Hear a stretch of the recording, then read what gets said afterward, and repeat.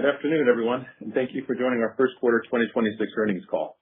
Today, we plan to discuss topics related to the results of the quarter, current market conditions, and our earnings guidance.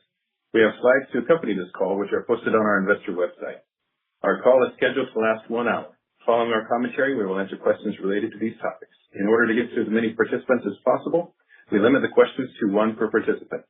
If you have a second question, please feel free to get back in the queue. We will answer as many questions as time allows. If we are not able to get to your question due to time restrictions, you may call 602-606-6349.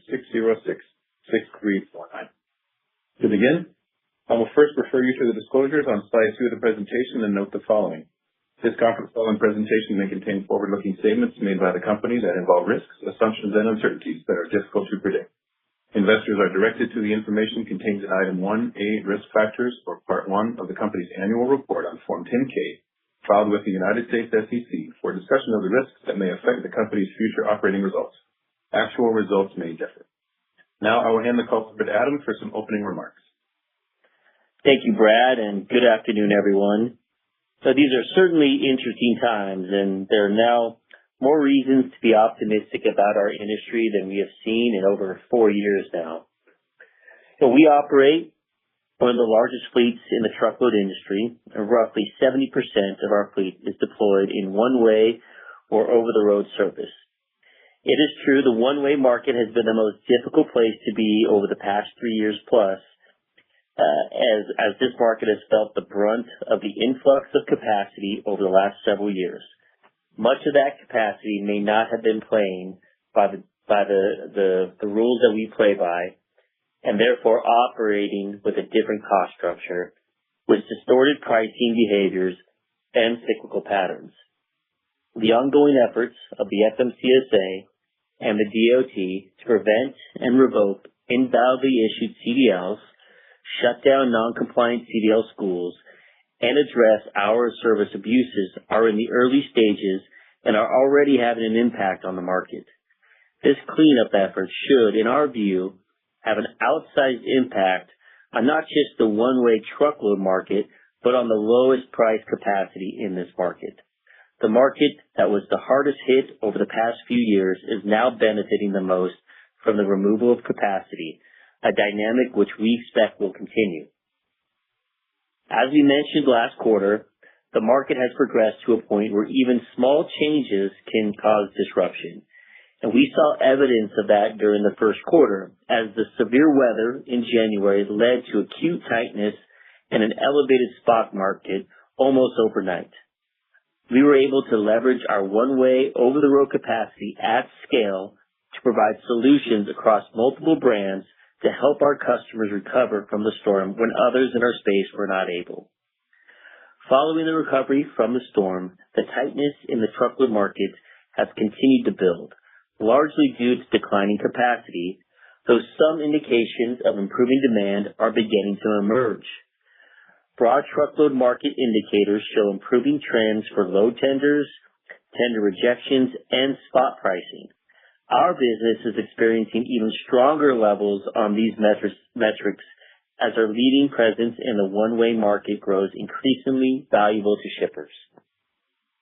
So late in the first quarter, we began to see the outcomes from early first quarter bids, which showed our volumes generally holding steady or growing while achieving mid-single-digit percentage rate increases. For reference, that is better than last year at this time, when targeting slightly lower price increases often led to lower volumes. Pricing activity is very busy now. In addition to bid season being in full swing, mini bid activity has increased, indicating incumbent carriers are unable to, or perhaps unwilling to, service freight at existing rates. In addition, turnback bids are happening more frequently, as bid awards are being at least partially rejected by the awarded carriers, as networks have shifted or the market has moved well past rates that were proposed even 1 or 2 months ago. Unlike the past few years, shippers are generally not issuing off-cycle bids opportunistically to improve service or drive prices lower. These actions are driven by a need to secure capacity. At the same time, previously deep discounts in the spot market have evaporated, further encouraging shippers to align with quality asset capacity. This is on top of a trend of shippers favoring asset-based relationships that had formed late last year in response to the regulatory enforcement efforts. Whether for these reasons or because of expectations of improving demand, we have already had a number of shippers initiate discussions about peak season demand support, which is not typical this early in the year. As we navigate a busy and rapidly evolving bid environment, we have shifted our bid targets to a range of high single to low double-digit percentage increases on current pricing activity as compared to our low to mid-single-digit target 1 quarter ago. Across our truckload brands, we are reviewing business that is not subject to current or near-term bids and addressing rates that are below market.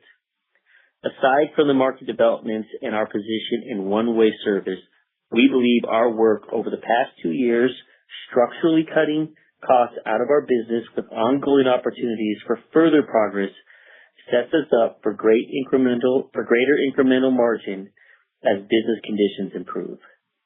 As the market improves, recruiting and retaining quality drivers have and will become more challenging.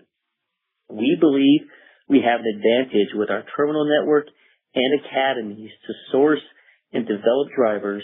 However, we expect this to be a challenge for the industry in the back half of the year. While the LTL sector is not seeing the same sharp tightening as truckload, we are seeing our freight mix improve and rate renewals continue at a mid-single-digit pace. Shipment volume trends have been directionally in line with normal seasonal patterns, though somewhat understated until late in the first quarter. However, we saw a notable improvement in weight per shipment for the first time in years, with this measure progressively growing throughout the quarter. This is a result of bringing on more industrial customers who can leverage our expanded network footprint to move heavier and longer length of haul shipments. We believe we are in the early stages of our network transition from regional to national. We expect that over time, growing into our network investments, a maturing freight mix, improvement in network density, and continuously refining our operational and cost execution will allow us to drive sustained methodical improvement in operating margin. We remain committed to thoughtfully deploying capital, intentionally leveraging our strengths, and creatively unlocking synergy opportunities across our businesses. And with that, I will turn the call over to Andrew and Brad to review the results and our guidance. Thanks, Adam. The charts on slide 3 compare our consolidated first quarter revenue and earning results on a year-over-year basis. Consolidated revenue, excluding truckload and LTL fuel surcharge, was essentially flat, and operating income declined by $38 million year-over-year, largely due to the $18 million of expense for claim development in our LTL segment, primarily related to an adverse arbitration ruling on a 2022 claim. $4 million of expense in our truckload segment for an adverse decision on VAT reimbursement in Mexico for prior tax years, warehousing project business deferred to future quarters, and an estimated $12 to $14 million net negative impact for volume and cost headwinds from severe winter weather disruptions and sharply rising fuel prices during the quarter. Adjusted operating income declined $37 million year-over-year, primarily driven by the same items. GAAP earnings per diluted share for the first quarter of 2026 were a loss of 1 cent, primarily due to the items noted above. GAAP earnings per diluted share in the prior year quarter were 19 cents. Adjusted EPS was 9 cents for the first quarter of 2026, compared to 28 cents for the first quarter of 2025. Our consolidated adjusted operating ratio was 97%, up 230 basis points year-over-year. The effective tax rate on our GAAP results was 7%, and our non-GAAP effective tax rate was 28%. Slide 4 illustrates the revenue and adjusted operating income for each of our segments for the quarter. Overall, the relative shares of our various services service offerings remains largely consistent quarter-over-quarter, with LTL gaining slightly over the fourth quarter as it exits its seasonally weakest period of the year. Now we will discuss each of our segments, starting with our truckload segment on slide 5. Aside from the negative impacts to volume and costs from severe winter weather and fuel challenges in the quarter, most operational metrics were improving throughout the quarter. Revenue per loaded mile, excluding fuel surcharge and intersegment transactions, turned out stronger than we anticipated and even improved sequentially over our end-of-year peak season result, largely driven by spot opportunities that developed within the quarter. However, volumes and cost per mile for the quarter were both unfavorable as a result of the weather and fuel challenges. On the whole, our truckload adjusted operating ratio of 96.3% only degraded 70 basis points year-over-year as a reduction in empty miles and the strengthening rate environment largely offset the headwinds to volume and cost. Q1 marks the 7th consecutive quarter of year-over-year improvement in miles per tractor. Importantly, the strengthening rate backdrop and improving network efficiency have ongoing implications for our business, while the weather issues are not expected to reoccur. On a year-over-year basis, revenue excluding fuel surcharge was essentially flat, as a 1.4% improvement in revenue per loaded mile, excluding fuel surcharge and intersegment transactions, largely offset a 1.8% decrease in loaded miles. Adjusted operating income declined $7.6 million year-over-year, largely as a result of the adverse decision in VAT reimbursement as noted earlier, as well as the cost headwind from severe winter weather and fuel escalation in the quarter. U.S. Xpress made further progress on operating efficiency and trailed the legacy brands in adjusted operating ratio by approximately 300 basis points for the quarter. The ongoing progress at U.S. Xpress is encouraging, and we expect this business will continue closing the gap in margin performance with our legacy brands as the market. Moving on to slide 6, our LTL business grew revenue excluding fuel surcharge 2.6% year-over-year, driven by a 5.2% increase in weight per shipment, with an 8.5% increase in length of haul. Tonnage trends showed momentum as the quarter progressed, ending with March average daily tonnage up 7% year-over-year. Our expanded service coverage and presence in new markets is helping us win business with new customers, gradually increase our industrial exposure, and transition our network and freight mix from regional to national. Shipments per day were down 1% year-over-year for the quarter, largely as a result of winter weather disruption in January and the shift in freight mix to a higher weight per shipment. Revenue per hundredweight, excluding fuel surcharge, fell slightly by 70 basis points year-over-year, driven by the increase in weight per shipment, while renewal rates continued their trend of mid-single-digit increases. We continue to make progress normalizing operational and cost fundamentals following a period of significant change to our network and freight. Purchase transportation as a percentage of revenue, equipment rent, and variable labor per shipment all showed improvement year-over-year in the first quarter, and we anticipate further improvements in efficiency as we refine our network and freight flows. As mentioned earlier, adjusted operating income and adjusted operating ratio were negatively impacted year-over-year by the adverse claim development. We are encouraged by emerging seasonal freight patterns, steady progress on rate renewals, accelerating volume trends late in the quarter, and an improvement in weight per shipment for the first time in years, as freight mix continues to develop into our expanded terminal network. Now I'll turn it over to Brad for a discussion of our logistics segment on slide 7. Thanks, Andrew. Logistics revenue for the first quarter declined 9.9% year-over-year, as volumes were down 18.9%, while revenue per load grew 10.4%. Third-party carrier capacity grew more difficult to source during the fourth quarter, and this trend continued through the first quarter. Gross margin of 16.6% for the first quarter declined 150 basis points year-over-year, but improved 110 basis points from fourth quarter levels as strengthening spot opportunities helped to offset pressure on contractually priced business. Despite the year-over-year decline in volumes and gross margin, our logistics segment produced an adjusted operating ratio of 96.2%, only a 70 basis point degradation year-over-year. In addition to the increase in third-party carrier costs brought on by the regulatory pressures on capacity, our logistics business experienced increased pressure on gross margin as we further enhanced our already rigorous carrier qualification standards in response to a sharp increase in cargo thefts in the industry and the troubling carrier practices exposed by recent regulatory efforts. This affects not only new applicants seeking to join our carrier base, but also resulted in a reduction in the number of existing carriers we are tendering loads to. While such efforts were a headwind to capacity costs and caused us to reject more loads as unprofitable, as we reset contractual pricing through the bid season, we expect that load count will improve and pressure on gross margin should lessen.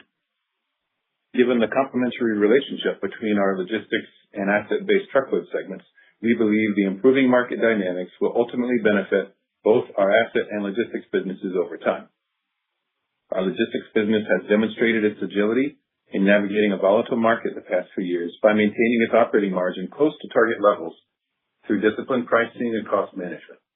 This team is now further leveraging technology to take cost efficiencies to a new level, as well as to improve our responsiveness and our ability to capture opportunities in the marketplace, which we expect will contribute to our earnings in 2026. Now on to slide 8 for discussion of our intermodal business. The intermodal segment grew revenue 2.7% and improved its operating ratio 50 basis points year-over-year as a 1.6% increase in revenue per load and a 1.2% increase in load count offset headwinds from winter weather in the quarter. Load count and revenue per load improved progressively throughout the quarter, with March load count up 8.4% year-over-year. While the intermodal pricing environment is more competitive than truckload at this point, we are encouraged by ongoing opportunities to leverage our strong service performance and our truckload relationships to continue growing our volumes at improving rates. We remain focused on delivering excellent service and driving appropriate returns through growing our load count with disciplined pricing, cost control, network balance, and equipment utilization. Slide 9 illustrates our all other segments category.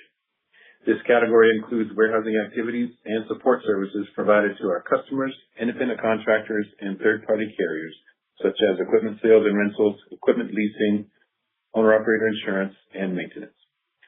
Additionally, beginning January 1st of 2026, all other segments also includes the cost of our accounts receivable securitization program that was formerly reported below the line in interest expense in prior quarters. For the first quarter, revenue increased 13.5%. Operating results declined to an operating loss, partially due to the inclusion of $5 million of costs for the accounts receivable securitization program, as well as startup costs on new contract awards in our warehousing business, for which revenue is expected to ramp in the coming months. On slide 10, we have outlined our guidance and the key assumptions, which are also stated in the earnings release. Actual results may differ from our expectations. Based on our assumptions, we project our adjusted EPS for the second quarter of 2026 will be in the range of 45 cents to 49 cents. This range represents a larger than normal sequential increase in quarterly results, as the first quarter was negatively affected by events that we do not expect to recur, and because freight market fundamentals are improving exiting the first quarter. Our projections reflect recent trends in volumes, spot rates, and bid activity, as well as expectations for a continued seasonal build in freight demand for both truckload and LTL services. The key assumptions underpinning this guidance are listed on this slide. I won't take time to read through all of our assumptions here, but I do want to highlight the point that the recent strengthening of the truckload pricing environment will generally impact our contractual rates beginning late in the second quarter and into the third. This concludes our prepared remarks. And before I turn it over for questions, I remind everyone to keep it to one question per participant. Thank you, Sarah. We will now open the line for questions. Thank you. Ladies and gentlemen, we will now begin the question and answer session. If you would like to ask a question, please press star 1 on your telephone keypad. If you would like to withdraw your question, simply press star one again. Your first question comes from Chris Wetherbee with Wells Fargo. Your line is open. Hey, thanks. Good afternoon, guys. I guess obviously the pricing environment in the truckload market is improving, probably materially versus what we talked about last time. So Adam, I was kind of curious how you think about the margin opportunities or maybe the earnings opportunity for the truckload business as we go through, I guess, this year, but maybe bigger picture. Do you think this cycle has the potential to be what you kind of hoped it could be in terms of the mid-cycle earnings of the truckload business or the mid-cycle margins of the truckload business? Any color around that and maybe timing towards getting there would be helpful. Yeah, so I mean, that's a great question, Chris. And, it's early in the inflection here, so it's hard to know exactly the strength, the duration, and the timing and how that will play out. But just, leaning in on our, experience in previous cycles, I don't think we've ever really seen the pressure on capacity and that coming from regulatory forces versus just normal economics. And so I think we could see more capacity coming out of the network than we typically would see in a cycle. And I feel like that could be a catalyst to really drive a strong bid season this year, but also into next year. And so the question is going to be, can we capture rate, but can we also improve the utilization on our equipment, which, we've done that now for 7 consecutive quarters on a year-over-year basis. And then can we grow our seated trucks? Not necessarily investing in more trucks. Now, hey, if we get to that point, we have the ability to do that. But to be able to seat more of the trucks that we have on our fleet while running them productively. If we're able to do all 3 of those, then I do believe this sets up to be able to get back to a more normalized earnings or margin profile that we're accustomed to seeing in our businesses. And that includes even U.S. Express getting to the legacy performance that we've seen at Knight and Swift. Again, it's early in the cycle, and we're just getting some feedback on bids, and we're seeing how those awards are coming in, and then how some of our customers are tendering those awards and what mini bid activity looks like, what turn down business is looking like. So still a lot to read through into the market, but it certainly feels like the setup is there for those in the industry to get back to kind of sustainable rates that puts our industry in a position where the good quality compliant carriers have the ability to make enough margin to invest in their businesses, invest in drivers, invest in safety, and invest in good quality equipment. Appreciate the perspective. Thanks very much. The next question comes from Richa Harnain with Deutsche Bank. Your line is open.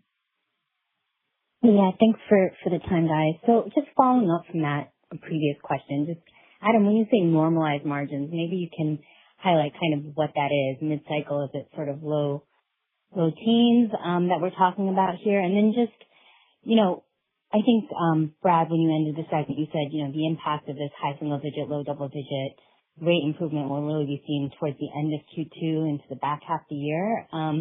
But if you can just kind of give us a sense of, the level of magnitude of margin expansion as we move through the year. You're already calling for 100 to 200 basis points of year-over-year improvement in Q2 before we really start to see the evidence of this type of rate environment. I think in Q2 you're just calling for low single-digit improvement, right? So I'm just trying to get a sense of how we should flow through this in the model near term and maybe more longer term, if you could help. Thanks. Okay, well, I'll hit on maybe the first portion. I'll try the second, and Brad, you can dovetail on that.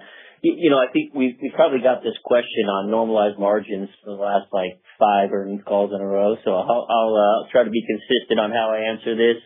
We look at our business, in a normalized market, the truckload business typically operates in the mid-80s, right? So that's kind of that mid-teens margin. When the market's really good, we've operated, sub-80s, and then typically in a difficult market, you're upper 80s. Obviously, this cycle played out differently. It's been far more challenging across the industry and for us included in that.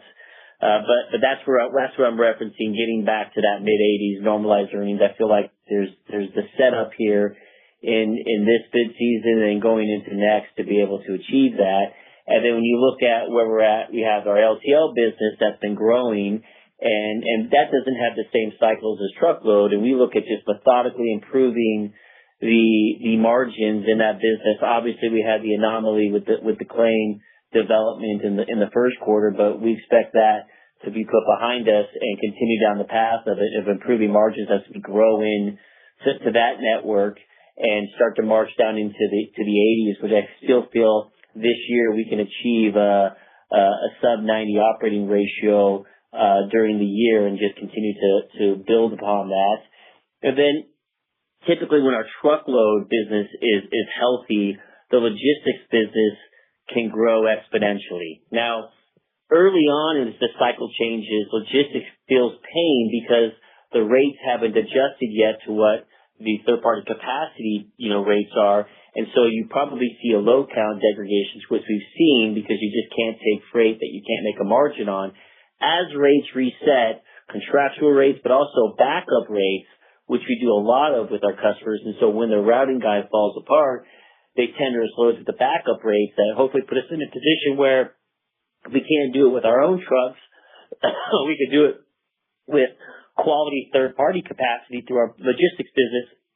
And then we are able to take a lot more of the loads that we're turning down today. So in normal earnings, I would expect logistics to be growing. And then intermodal, we believe, is on a path to profitability.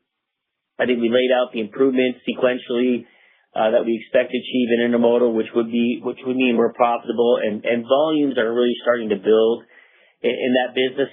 Last year this time we took a big step back when you had the tariffs announced, and we were kind of pushing for improving our revenue per load, and that led to us losing some volume.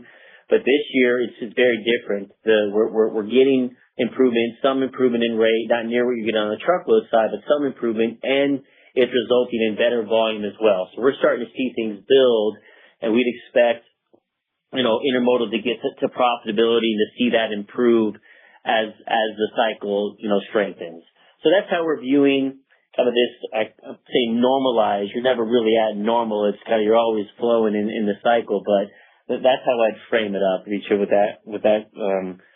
for that question. And then on terms of the high, low, double digit, requests, right now we're probably got about 70% of our business in bid, but a lot of that starts to be implemented kind of mid to late second quarter, and then it starts to flow into third quarter. We have some pretty big customers that hit in the third quarter. So we may be seeing the activity really build in terms of approving, healthy rate improvement or rate increases, but it may not flow through to the P&L immediately.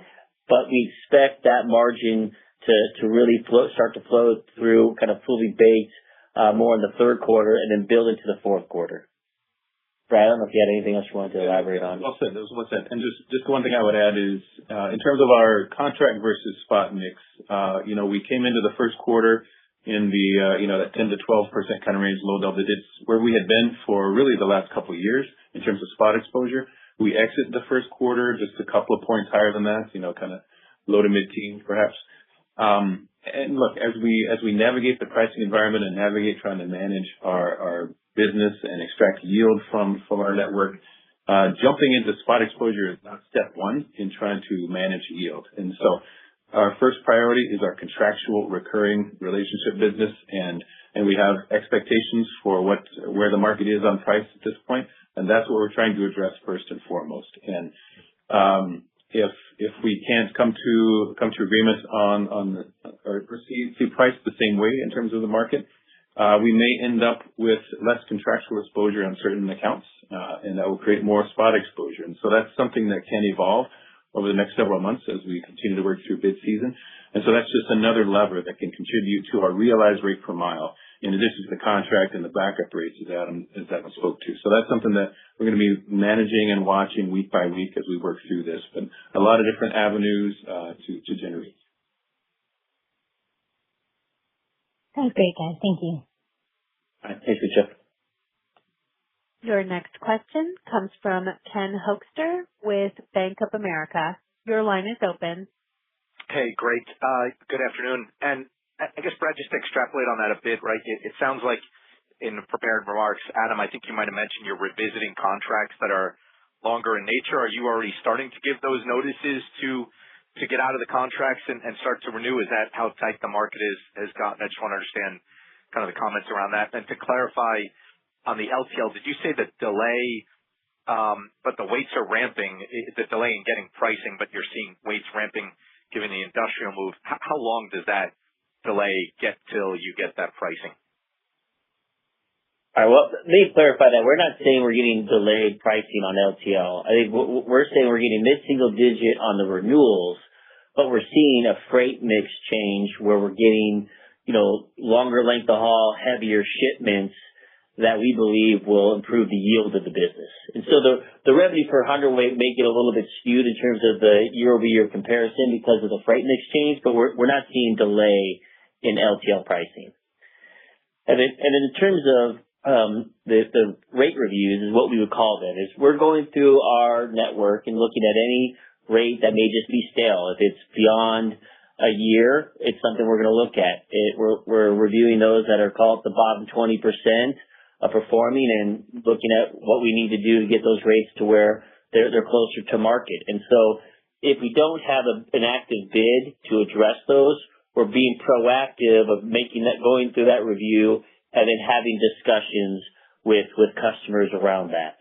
So that is something that is active, I think, early stages right now, because there are a lot of customers that do, RFPs, and like I said, we're probably, in the heart of about 70% of that business, but there is the 30% that we need to make sure we're addressing as the market moves quickly.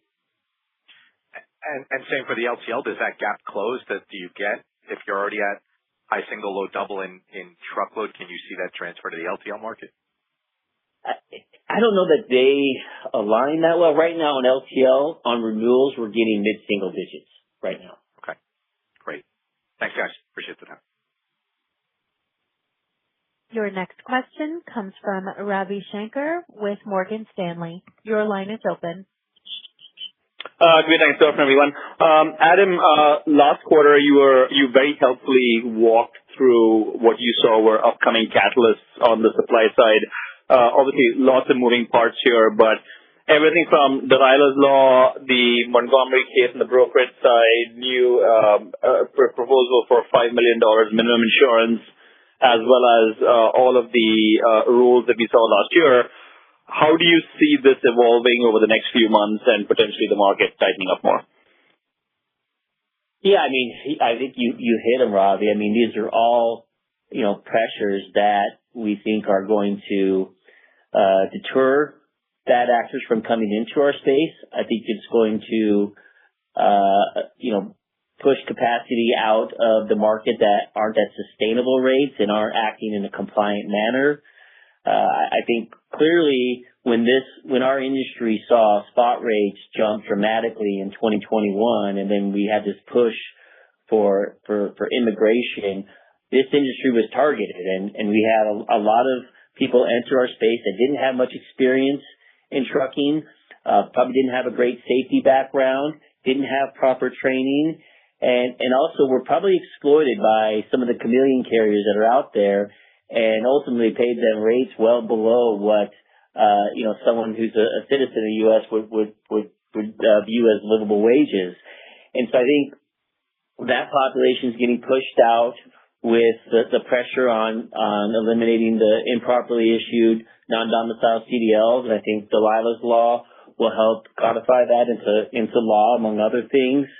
I think we've got an administration who's really pushing on what some of these chameleon carriers, how they've exploited the system, and the self-certification of training, the self-certification of logs, and putting more regulation behind that.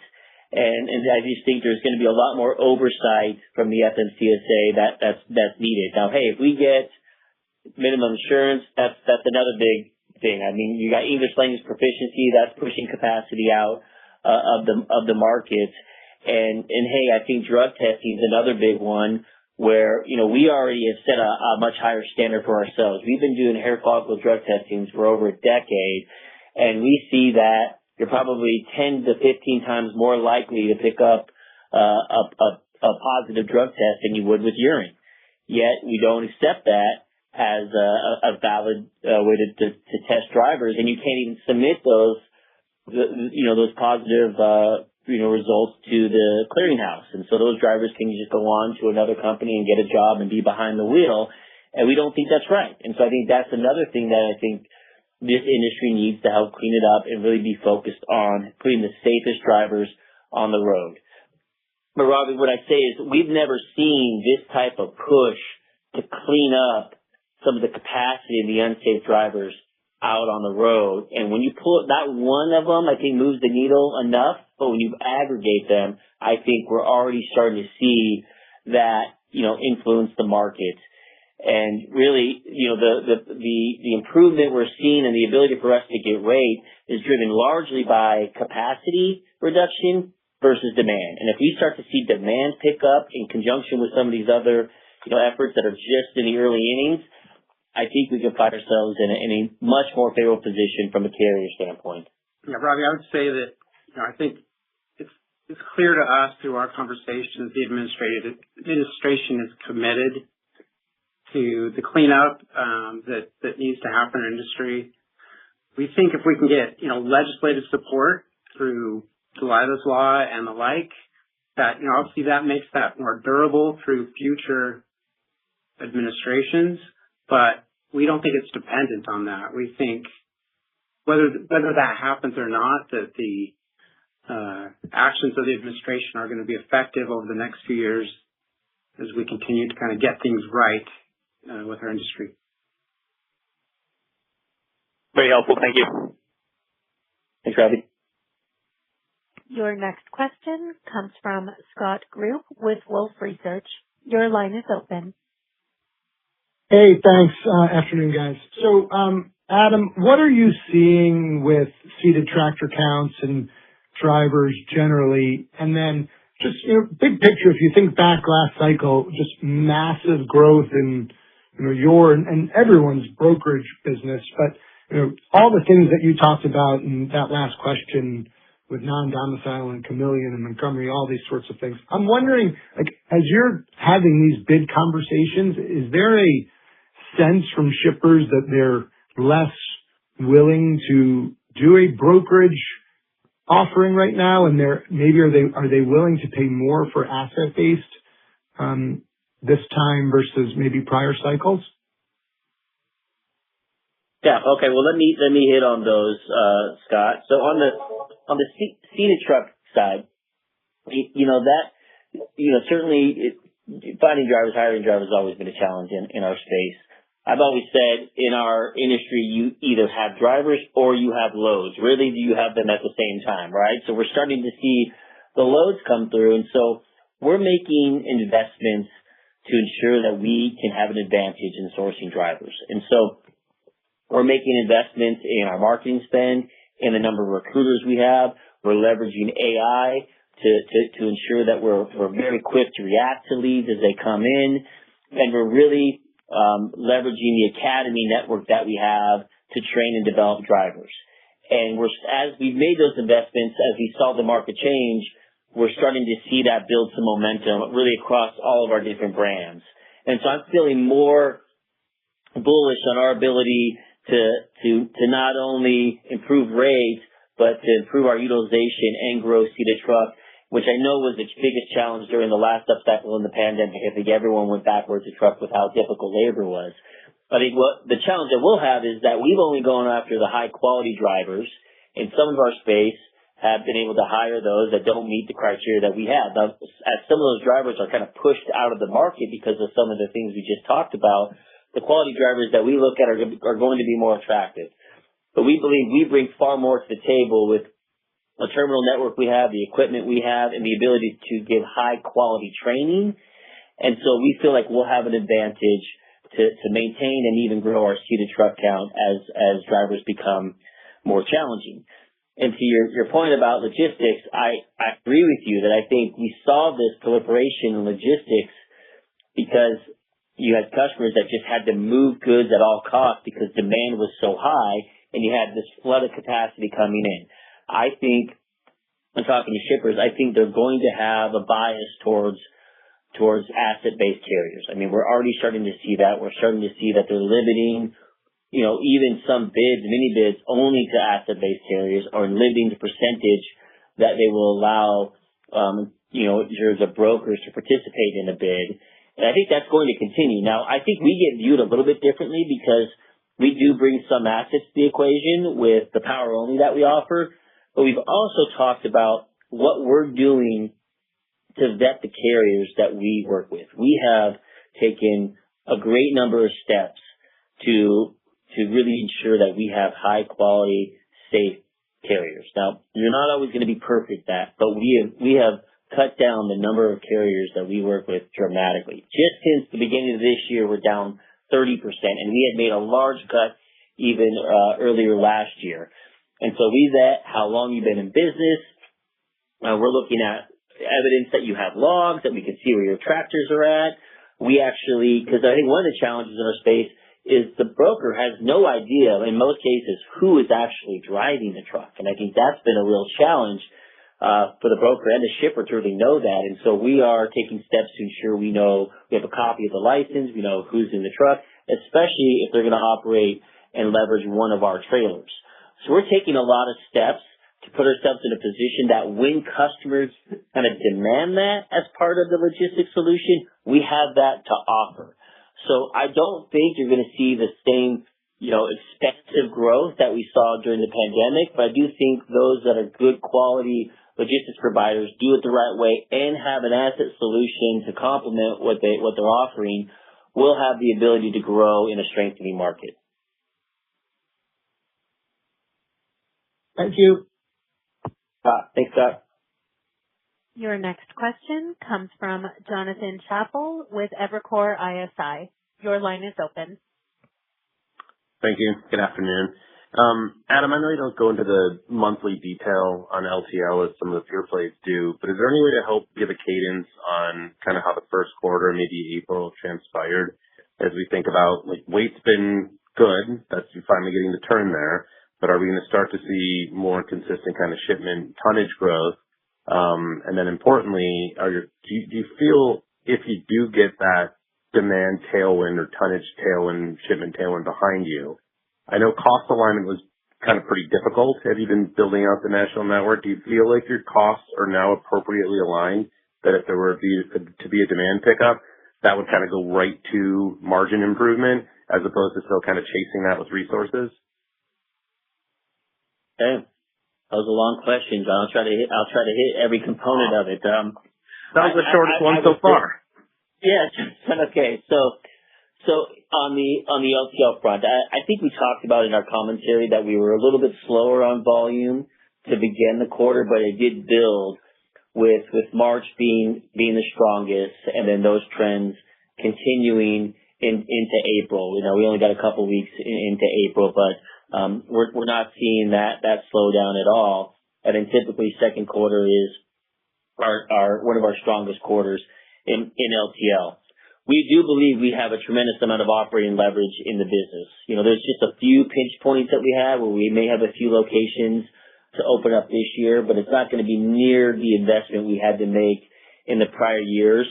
And so it's allowed us to focus on the fundamentals with, ensuring that we're efficient with our labor, managing the purchase trends. I think some of the things that Andrew touched on the LTL discussion.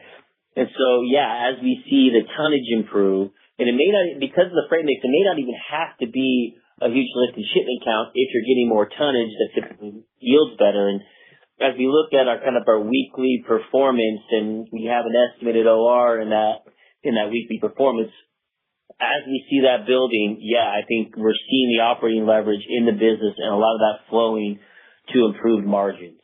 And so that's where if you feel like if this continues, it could be back half of this year, we start to see that operating ratio begin with an 8 versus a 9, and then just continue to build from there. I mean, hey, we're still working on freight flows and again, adjusting to the changing network. But we feel very confident about our LTL team and what we're doing there, and just making kind of consistent improvements in both the freight mix and the cost structure. Andrew, you may have something you want to add to that. Well, let me just say a couple things just to give you a sense for the momentum within the quarter. So obviously the Southeast was pretty heavily impacted by weather, and that's kind of where our highest density volume is in our business. But if you look at tonnage in January, it was up 1.6%, February 2.6%, in March 6.9%. So we really, and it ended up at 4.1% up or so on tonnage year over year. So we really did see that build as we kind of moved out of the weather and as some of the new contract wins took effect. So I think that's going to be positive momentum as we build into what for us in Q2 was our strongest seasonal quarter of our business. But when it comes to cost, I think, below the surface, obviously the claim had, or the arbitration liability cost impacted the core a lot, but we're seeing steady progress in our cost efficiency. So we saw our variable wage per ship improve from the fourth quarter to the first quarter. We expect that's going to continue. We expect, we've seen, I guess I would say, just to give you a little feel for it, we're seeing the most improvement in our dock wages per shipment. And I think line haul is the next area where we're going to start to see the most improvement. So the costs that came out of the business as we brought our different businesses together last year, but in terms of vehicle rent, travel costs, right sizing our equipment, all of those are showing positive trends. The one thing I would probably mention to you is we've mentioned that we're slowing down building new locations, and that is right. That's kind of where we're at. But we have locations that are pinch points that the security of our flow need to be addressed, and we're increasing door counts in those locations. That's going to allow our freight to flow in a more natural way, in a more cost efficient way. So you're going to see us add locations where we need to help with that flow. Those are going to create some growth, but primarily they're going to help with our costs. So we're still aligning our evolving network with our footprint, but we're in a place now where it's just we're positioned well. We're just going to see improvement in terms of that efficiency we expect going forward. Super helpful, Andrew. Thank you. Thanks, Adam. All right. Thanks, Sean. Your next question comes from Dan Moore with Baird. Your line is open. Hey guys, a lot of questions have been asked and answered, but one that was not addressed yet that I think is definitely worth a little bit of time is leverage around U.S. Express. So, I can't imagine a better rate environment to begin to realize momentum in that business. I think we've argued for a while now that that's really what was needed. I know you guys have done a lot of cost repair and management repair in terms of the business, but just the ability to move through a rate cycle, much less a rate cycle like this one, really presents a lot of opportunity. Can you talk to us about the size of the business today, generally, and maybe talk to the potential earnings leverage of U.S. Express as we move forward? Thank you. Yeah. Well, so Dan, I think you're right. I mean, when we purchased U.S. Express a few years ago, we felt like we were going to be in a more favorable environment sooner than we have found ourselves. And so that put some pressure on the margin and how quickly we were able to, drive accretion through that acquisition. But I agree, we're finally in a place now where we can, work on improving their freight network and improving their rates to a more sustainable level. And we've got a great team there. The gentleman who leads that business led sales at Swift following the merger, and was an integral part of the improvement at Swift and the margin profile at Swift. And so we feel him and his team are well positioned to understand what it takes to make some of the changes. And hey, some of those rates are gonna need to go up in a very meaningful way. And they're very equipped with understanding of the market, leveraging the network information we see across all of our brands, and closing the gap on where we're at from a legacy standpoint. I think this last quarter, they're about 300 basis point difference from an OR standpoint.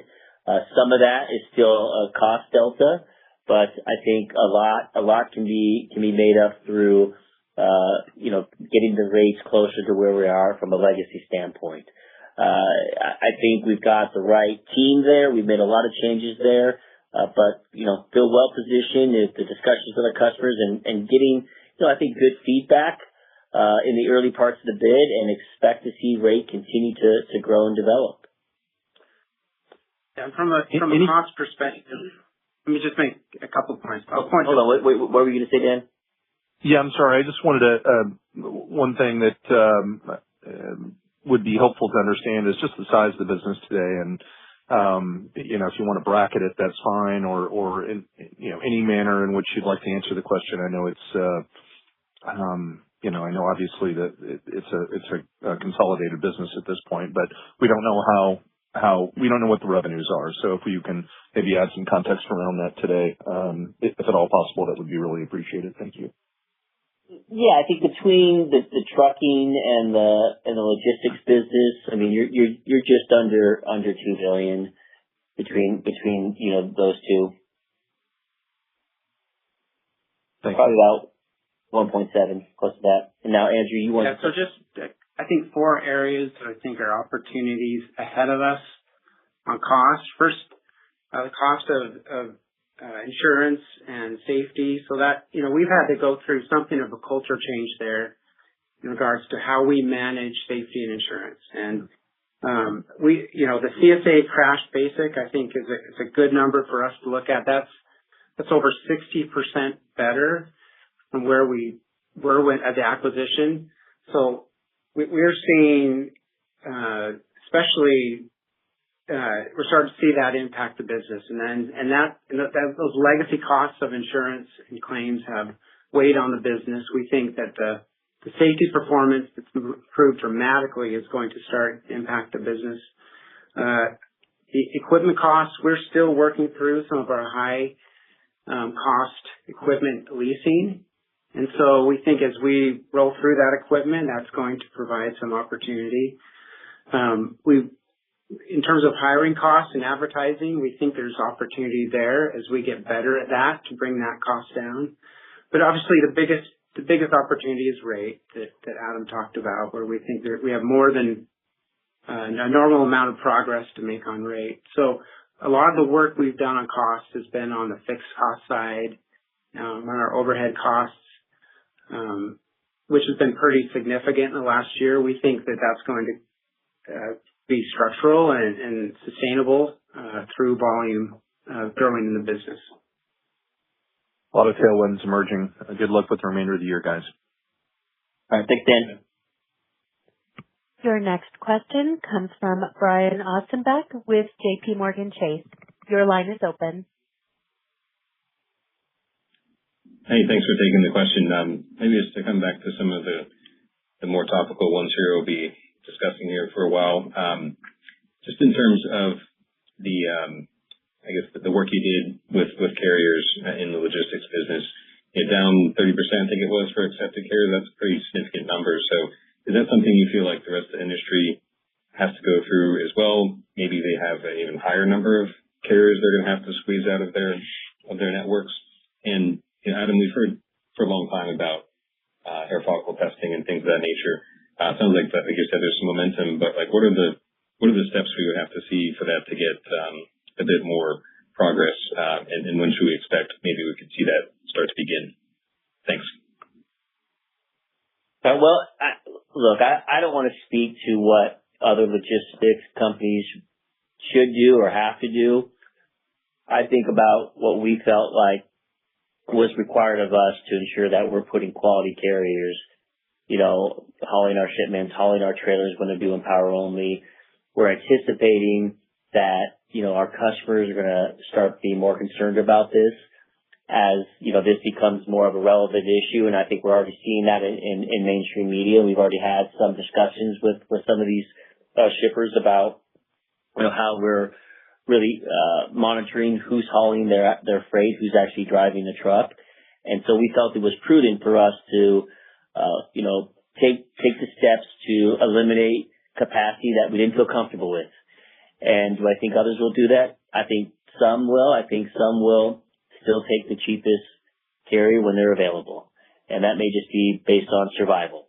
So I don't know how that'll play out, but I do think some of this capacity is just going to have to exit regardless because of some of the, regulatory changes that are being enforced. And we feel we're very supportive of this administration and the actions that they're taking. So some logistics companies may not have a choice because the capacity they're leveraging today won't exist. But we're not waiting for that. We want to be proactive and to do the right thing. On the hair follicle, Brad, do you want to maybe touch on that? Oh, Brad, you've been engaged in that. Yeah, I was just maybe going to share in terms of what we've seen in our own experience over the last decade or so, as Adam mentioned. We do both, right? We do the urinalysis test because that's what's recognized by the feds, and we do the hair follicle test because that's what works.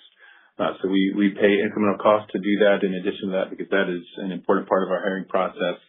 And what we found over doing this, thousands, if not tens of thousands of times a year, is that the hair follicle test identifies roughly 14 times the drug users that the urinalysis test does. So that prevents us from hiring them. It does not prevent them from driving in our industry because not all carriers do that. And so there is an openness, it seems, in Washington to at least engage in this conversation.